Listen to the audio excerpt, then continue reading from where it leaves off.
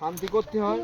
তাহলে দিনটা মনে রাখবেন, নভেম্বরের 15 থেকে 20 থেকে আপনার জানুয়ারি 2 তারিখ পর্যন্ত এই সময়ের মধ্যে আপনার বাগান পরিদর্শন করতে হবে। আচ্ছা আচ্ছা। এবং বাগানে একটা সীমিত একটা পয়সার একটা আপনাদের ধার্য থাকবে। হ্যাঁ, সে তো অবশ্যই। তো আমি চিন্তা ভাবনার মধ্যেই আছি, হয়তো আমি এই মাঠে হয়তো কৃষি মেলা টেলা এরকম একটা কিছু করে দিতে পারি। আপনাদের ওখানে একটা এরকম একটা প্রতিযোগিতাটা থাকতে পারে, একটা চিন্তা ভাবনা। এখানে তো প্রচুর লোকের সমাগম হবে।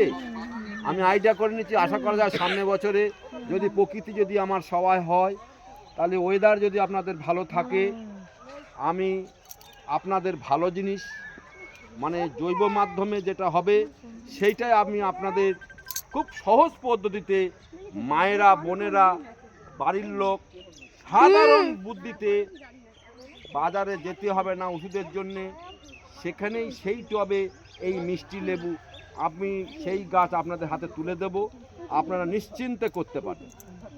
শুধু আমার কাছ থেকে একটু শুনবেন যে ভাইটাল কখন, ঠিক সেপ্টেম্বর অক্টোবরে আপনারা জানেন যে মা হওয়ার সময় একটু মায়েদের একটু কষ্ট হয়, কিন্তু গাছ আর মা একই জিনিস।